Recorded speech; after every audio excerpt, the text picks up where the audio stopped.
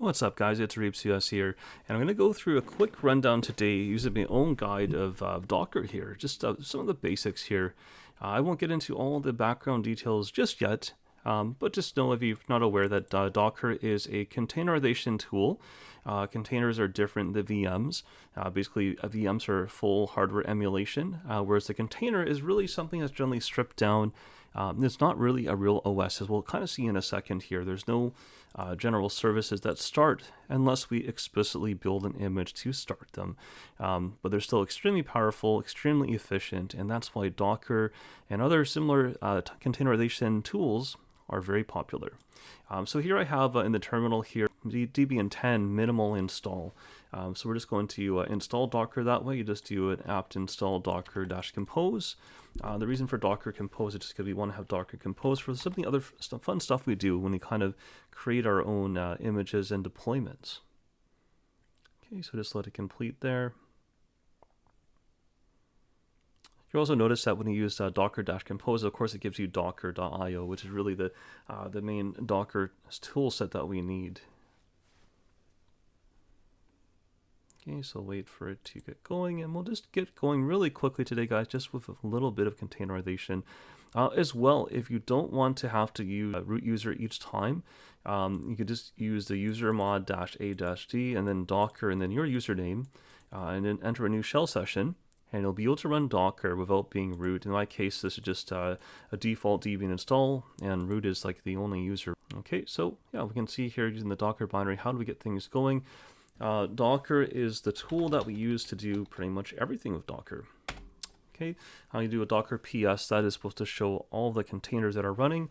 If you do a Docker PS-A, it would be anything that's not running. In our case, though, of course, we have an empty Docker sib. So let's go back down here and start running things. Okay, if you want to pull an image, you can do Docker pull.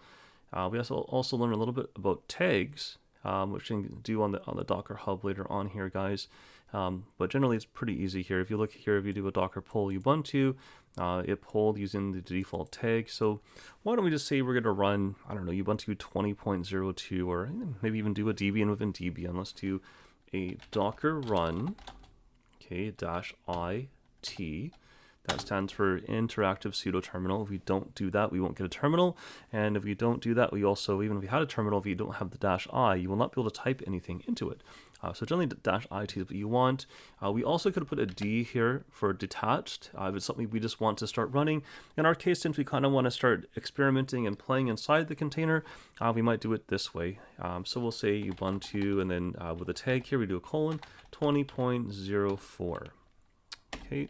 And you'll notice, guys, you don't actually have to pull the image, as I kind of showed you could do it down there. I mean, it could save time, but in our case, yeah, it will pull it if it doesn't have it. So assuming you have internet, as you can see now, we're actually inside this container here.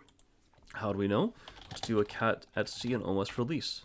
And yeah, look, we have version 20.04. You'll notice, guys, though, it's not really a normal OS. Pretty much nothing is running. Look at this. Yeah, that kind of proves it, right?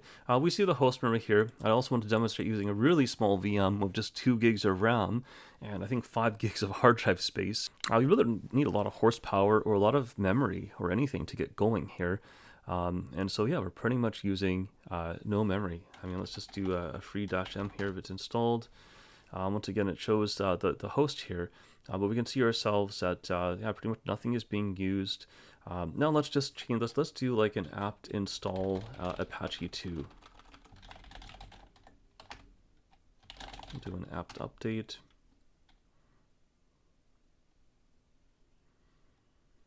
And apt install Apache 2. We'll install Apache.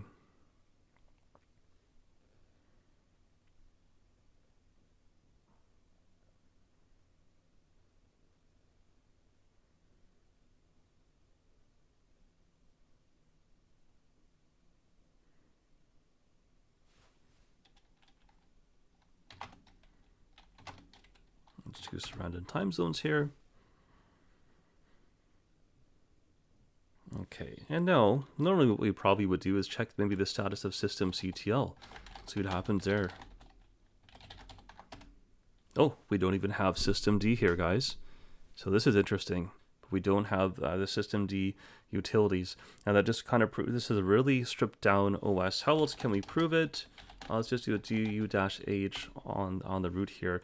240 megabytes. I'm sure we all know that even Ubuntu Minimal Server is not going to give us 240 megs. So this proves the whole point of containerization.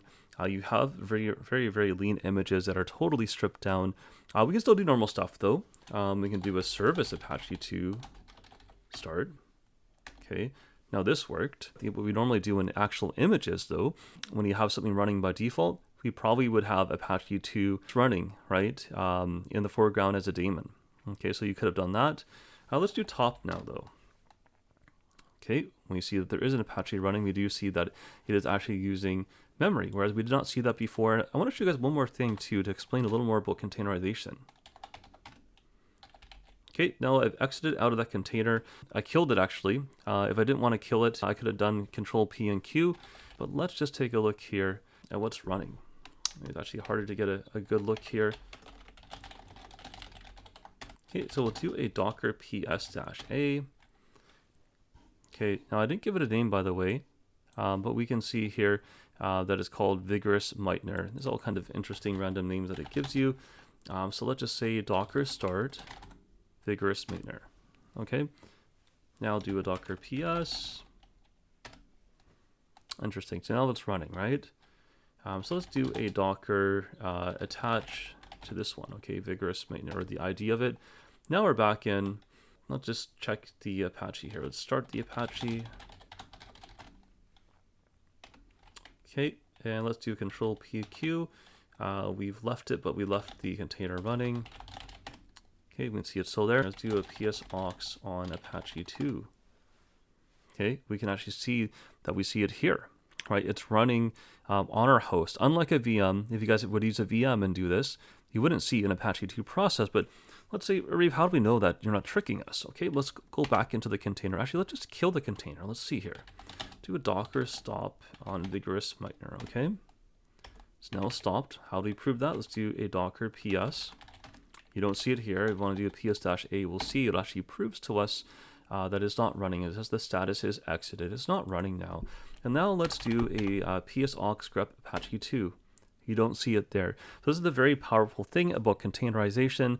It uses the kernel virtual environment. It actually segregates that memory. So we can actually see the processes that are running in our host, but our host actually has all the processes running on it directly. That's why it's actually so powerful. There's virtually no performance loss because you're just sharing the same kernel.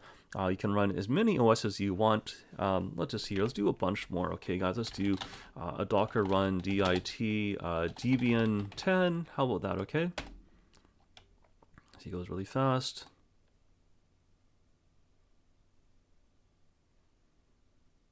Okay, and boom, it's done. We'll do a Debian 11 even, okay? Let's do Debian 11.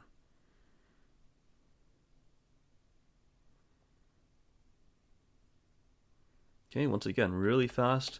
Why don't we do like a CentOS 8? How does that go? Okay, as you can see, it pulls it fairly fast here. And the images are incredibly small. And as you can also see, within seconds, you actually have access to that OS. Generally, it works mainly the same in the sense that you can install and test your applications. And that's the whole point of containerization here. So let's do a docker ps now.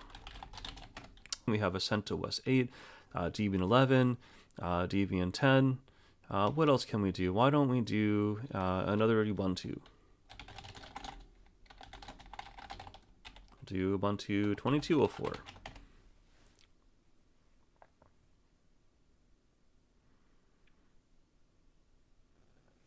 Okay, do a docker ps. Okay, and that's pretty much all there is to it. As we can see, we can do a lot of different things with these images, guys. I just want to give you a quick intro to Docker. Hopefully it helps you get started really quickly.